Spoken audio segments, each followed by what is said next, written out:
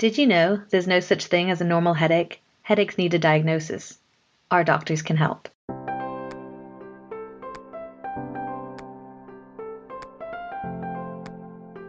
Welcome to the Heads Up podcast, brought to you by the National Migraine Centre, the only UK charity treating migraine and headache. Hello, today it's me, Dr. Jessica Briscoe, and I'm joined by Dr. Katy Munro. Hello there. And welcome to the Heads Up podcast. So today we're going to be talking about prevention. So prevention of migraine attacks. Really, we want to know about why people would want to use a preventer. Well, I mean, obviously they want to stop an attack, but when do you decide that you're going to use it? So ideally it's to try and reduce the number of acute attacks you're having and reduce the amount of medication you're using to manage those attacks.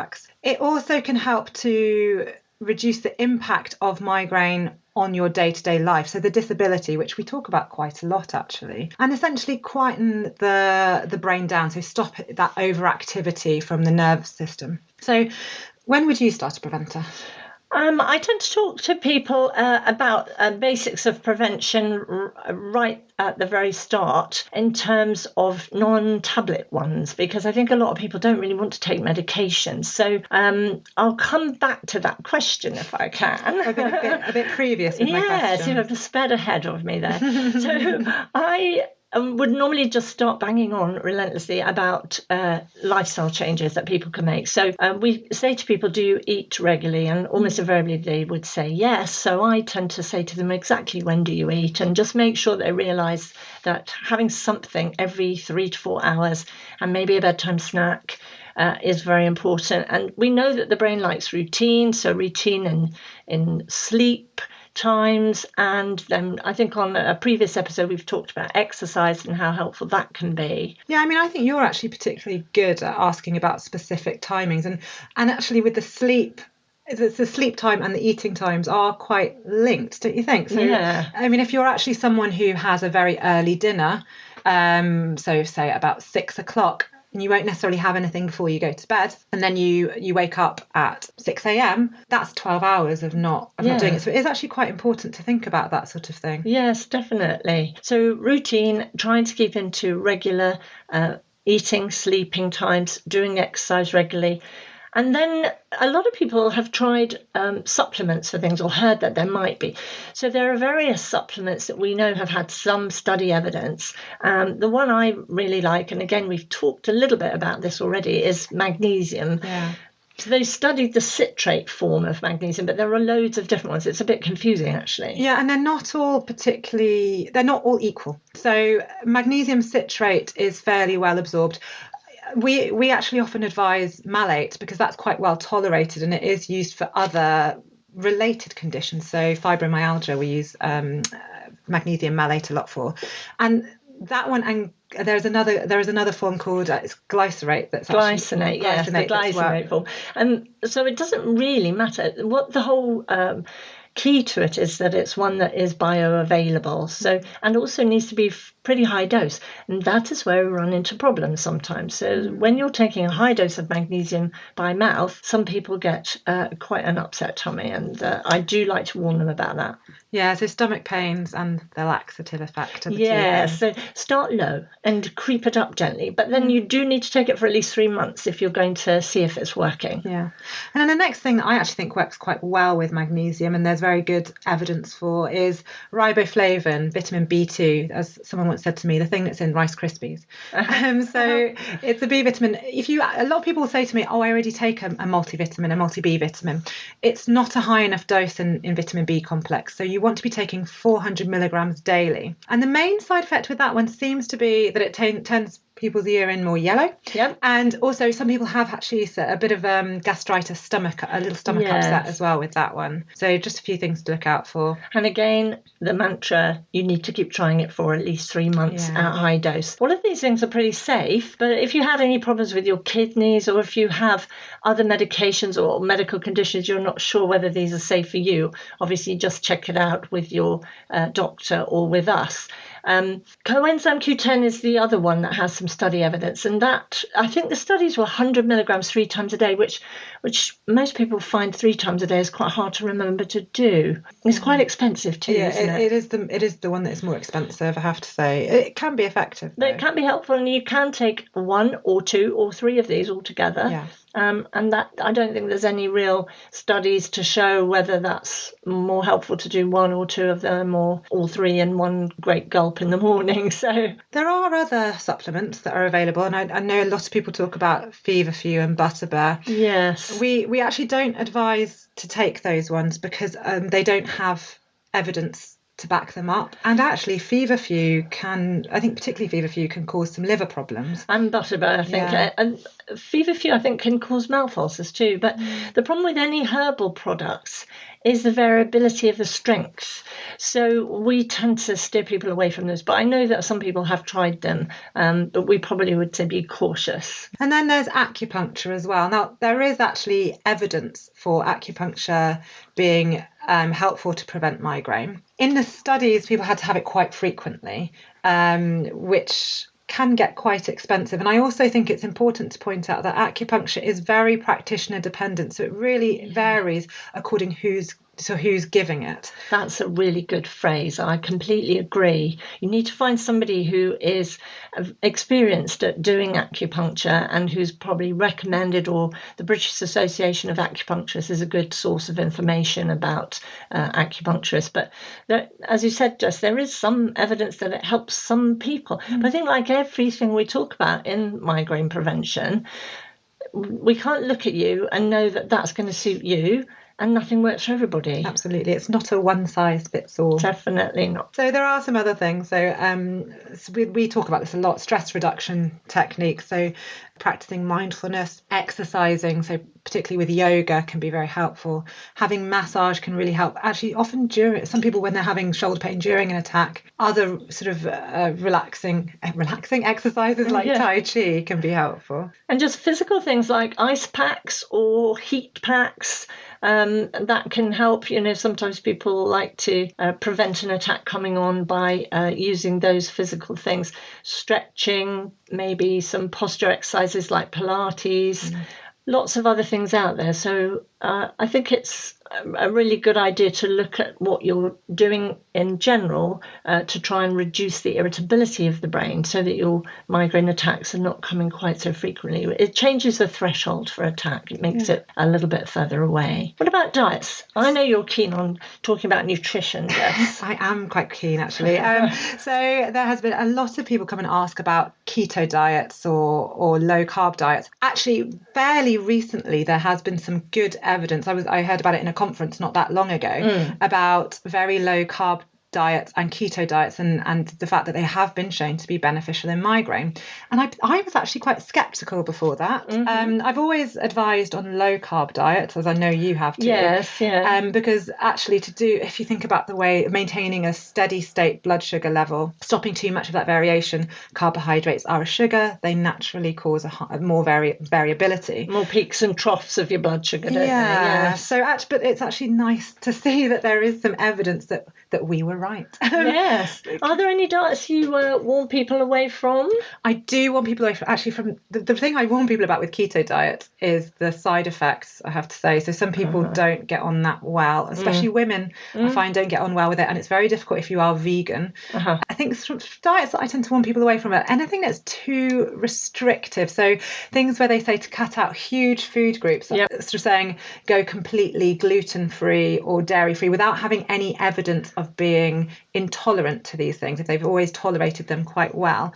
There isn't particularly evidence that those specific food types will cause migraines. Yeah, I think that's right. We do see quite a lot of patients who've cut out this and cut out that and cut out the other and end up with really quite restrictive diets. So just to be careful about that, I think. But the other type of diet that seems to be really quite trendy at the moment is the intermittent fasting or the 5-2 diets. So some people are doing this intermittent fasting where I think they have to not eat anything for 16 hours. I would put a big red warning flag above those diets for migraine patients, wouldn't you? Specifically for migraine patients, because as I said, you need a more steady state blood sugar level. If you're having huge gaps of time between eating, that is likely to trigger migraines for people. And the 5-2 is a similar sort of principle where you have very low calorie intake. I think it's about 600 calories on 2 days a week. Is that right? Yeah, and then very low. 5 days a week, you kind of eat whatever you fancy. Is that the general principle? Pretty I think, much, isn't it?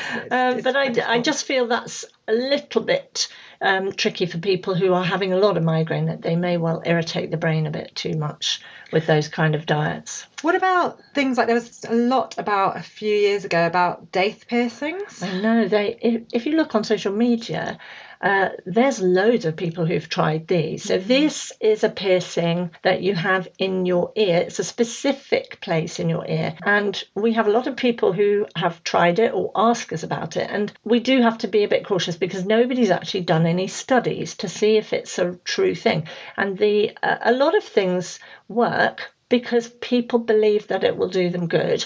And this is an effect called placebo effect. So does that matter if it is placebo effect? I don't think it necessarily matters. I'd be very wary about spending a lot of money on a daith piercing because I think that can be a risk. I think there's absolutely no problem with people trying it, because especially if you want a nice piercing and it might work. If you want a piercing, well, why not? But there are certainly lots of anecdotes, but as somebody once said, and I can't remember who it was, the plural of anecdote is not evidence. So just because it worked for one or two people doesn't necessarily mean that it's an evidence-based treatment. And there are people out there very happy to take your money. Yeah. So there are a few other things that have been out there recently, hasn't there? There was some wacky things we came across the other day. Burning buffalo hair. Do not try this at home. I have no idea why anybody would think that would stop a migraine. So what do they do with the buffalo hair? I have no idea. Do you have a handy buffalo we could try it? Absolutely not. No, nor me. There also, somebody commented that the cause of somebody's migraine might be all the men that were surrounding them, but I really don't think we can blame all men for causing migraine. So let's just ignore those wacky ones. I think the message really is, if it sounds a bit wacky, it probably is a bit wacky. I think so. So maybe check it out on some sites like our website or the Migraine Trust website, where there's a lot of actual proper information. So next time we'll be talking a bit more about medical interventions for the prevention of migraine, as I try to jump forward a bit too early at the beginning, didn't I, Katy? Yes, I'm going to save all that information for next time. So just to make sure that we do have a next episode, we just wanted to remind you that we are a charity and we do rely on your donations to keep us open, able to see patients and to do this podcast. We also got some exciting guests coming in the next series and we really need some good equipment. So if you could just donate £1 or £2 via our Virgin Giving link, that can be found on the blurb, or just go to Virgin Giving and type in Heads Up Podcast. Show us some love. That's brilliant if you could do that. Thank you. Charlotte and Swati spoke to a couple of our patients about the kind of lifestyle changes they'd made and what difference this made to the frequency and the impact of their migraines. Thank you, Charlotte, so much for joining us on our podcast. You're welcome. So I know migraines have sort of impacted your life a lot. So I first wanted to just ask you a bit about how migraines have affected you. Yeah, so I've had migraines since I was about 4.5. They used to affect me every Monday afternoon, mainly, while I was at school. So I'd never really spent Monday afternoons at school. It was like to the point where I'd go completely white. I'd be violently ill. And I'd end up getting sent home and going and lying in a dark room with an ice pack on my head, taking kind of like ibuprofen and Calpol when I was that young, just to try and get the pain to go away. And then as I've got older, they kind of switched days to like midweek, so Wednesday. And I thought, maybe it's because I'm doing too much exercise during the start of the week and not kind of fueling my body in the right way. Yeah. But as I've grown up, I've realized no matter what I do, I will end up with migraine in some form, whether it be just like a mild one where I can still carry on with my day but be in quite a bit of pain, or be so severe that I'm stuck in bed for like 5 days. And I've realized that I can't kind of go on technology as much as I used to. So I can't spend like 8 hours a day sat at a desk on a screen because it hurts my eyes, and glasses aren't strong enough to kind of help eradicate my migraines. I understand that you sort of have made some changes to your lifestyle, which has actually had sort of an impact on your migraines, improved them a bit. Yeah. So instead of like working in an office and stuff, I've realized that that's not okay for my body, and that I need to be kind of be around people more and outside more to make sure that I don't get them. And when it comes to sort of diet, have you made any changes with your diet, and has that helped at all? Or so I kind of cut out carbs as much as I can. I obviously still have some, because almost everything in the supermarket nowadays contains some form of carbohydrate. So I've kind of cut down as much as I can. Like, I don't eat bread. I don't really eat kind of like snacky carbs like crisps or anything like that, as it's just too much. And my body becomes very kind of bloated, and I notice afterwards I start to feel very groggy, and therefore a migraine shortly after kind of starts. I've tried to introduce more kind of low carb things, so like alternatives to bread. So I'm still getting the satisfaction of eating something that I like pizza, but in a low carb form, by using like cauliflower crust or just like low carb mini cheese based crust. So it's higher in your fat and your protein than it is in your carb. And has that kind of thing helped?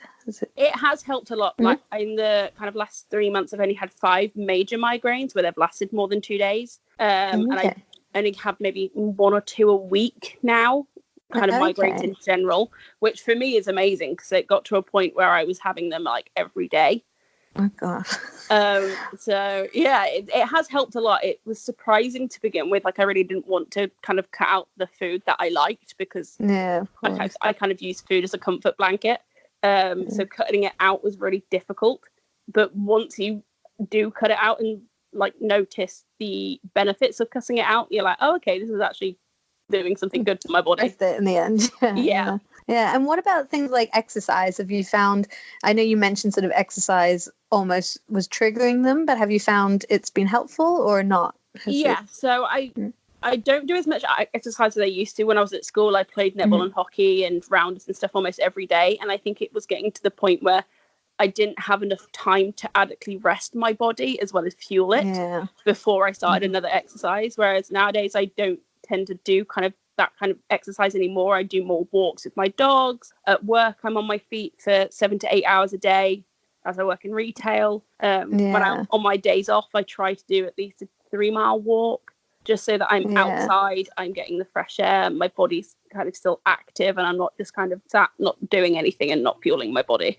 Yeah, so it's kind of like keeping active, but without being too intense that it's actually making it worse. It's kind of getting that balance, it's like isn't it? Knowing your body's limit of what it can take within a certain period of time. Like I said, I would still play hockey, but for many reasons I don't. One of them being that I know the next morning I will wake up with a migraine, because my body just can't handle that much physical exertion at one point. And what about sort of other things like sleep? Have you found like regulating sleep patterns and your sort of sleep routine? Has that helped at all with your migraines, or have you changed it? I've always struggled sleeping. Since I was a kid, I've never been able to sleep very well. I always end up falling asleep at around 2 or 3 o'clock in the morning. And when I was at school, I was waking up at 7 a.m. to go catch a school bus.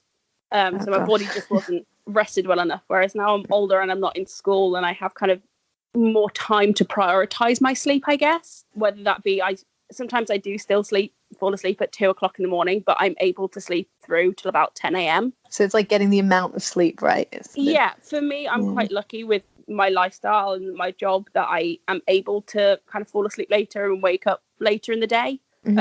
So I'm still making sure I get at least 6 to 8 hours of sleep a night. I also try before I go to bed to kind of like turn all my electronics off, stay away from them, like read a book, or white noise to kind of help soothe me to sleep, because I find that my mind kind of keeps going some nights, and I just need something to distract my mind from going.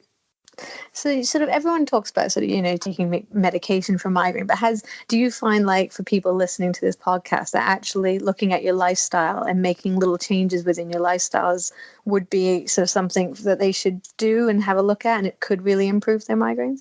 I think so, yes, because for me, I've tried every kind of prescription medication that the NHS can give me, and none of them have really worked. They've either caused other issues like anxiety or panic attacks, or they made me just not feel right within myself. And so kind of my last resort, well, not last resort, it shouldn't have been the last resort, but it was for me, was changing the way I lived my life and having to sacrifice things like working in an office to kind of make it work. But if you find what works for you, just do it, whether that seems right or wrong. If changing your lifestyle works for you, do it, because in the long run, it will make you happier.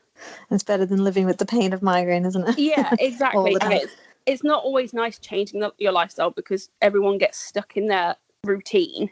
But when everything else is kind of failing you and you don't really know what else to do, you kind of have to look at the overview of your whole life and think, okay, what is there that I could maybe not eat or not do as much anymore, like going out and drinking and staying late out, like just those kind of things. You've got to think, is the 3 hours of fun you're having worth the 5 days of pain you're gonna have afterwards? Yeah, I know, it's not really fair, is it? No, it's not. Yeah. I mean, I'm 22, so you would have thought I'd be kind of going out partying, drinking with my friends, but I've noticed that the money I'm spending and the pain I endure is just not worth it. It's not worth it, yeah. Like, I can have fun without kind of drinking and staying out late. Yeah, and feel much better for it at the end of the day. So much better. Yeah. So is there anything else you sort of changed in your lifestyle, or do you think those are kind of the three main things that you've looked at?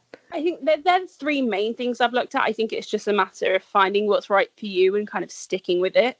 Kind of doing it over a couple months before you give up on it, because that was one thing I always found, was that I would take like a medication for maybe 2 or 3 weeks and it just not work. Whereas when you change your lifestyle, you've got to persevere for a month, 2 months, 3 months. Well, that's been really great. I think everyone out there is going to really enjoy hearing your experiences and maybe try it themselves and see what works for them. So thank you so much for joining us. You're welcome. Thank you so much. Thank you, Charlotte. We recently did a poll on our social media platforms, Facebook, Twitter, and Instagram, and we asked migraineurs to tell us if they've tried any diet changes or have made any dietary modifications that have helped with their migraines. We had some incredible response. Nearly 700 people voted in that poll, and 80% of them said yes, they have made changes to their diet. We had some incredible comments, some of them finding it very useful, some of them finding it not so useful. Our next patient on this podcast is Daisy Hayes. She was part of this poll, and I'm just going to call her now and speak to her about what modifications has she tried and how it's helped her. Thank you for joining us today, Daisy. I'm just going to start off with asking you, can you tell us a bit about your migraines? So I've had chronic migraines since I was about 7 or 8, and then when I was 17 I started having hemiplegic migraines, and then a couple of years later I got diagnosed with cluster headaches as well. So the clusters I have episodic, but my migraines are chronic still, I think. So currently, in terms of your headaches, is it cluster headaches you get, or do you still get hemiplegic migraines? Yeah, no, I still get hemiplegic migraines. So you get both cluster and hemiplegic? Yeah, I have hemiplegic migraines a lot of the time, and then I just have episodic cluster headaches once a year or so. Oh, one. Yes. So, well, I know that you said yes to changing diet and modifications. Has that helped? And what modifications did you do? What dietary changes did you do? Well, when I first went to the migraine centre, it was a few years back now, and just actually learning more about it from Dr. Munro, and I started eating more protein and like eating little and often. I try not to skip a meal, and just being a lot more aware of what I eat and how it'll affect my brain. And it definitely helped with the hemiplegic migraines, especially like just the day-to-day attack. It sort of helped keep my energies up, I think. Perfect. Yeah, and it wasn't even like a massive change. It was just being a lot more aware of what I actually eat. And I know like if I've gone a certain amount of time without eating, I can feel like an attack starting to come, and I'll make sure to get some energy from somewhere, and rather than like just processed foods and everything. It doesn't stop it, but it does help to keep it under control, I think, if I really watch what I eat. But thank you so much for joining us today, Daisy. Thank you. So our next episode is going to take this subject a bit further, and we're going to be talking about medical interventions for the prevention of migraine. Join us next time. You've been listening to the Heads Up podcast. If you want more information or have any comments, email us on info@nationalmigrainecentre.org.uk. Till next time.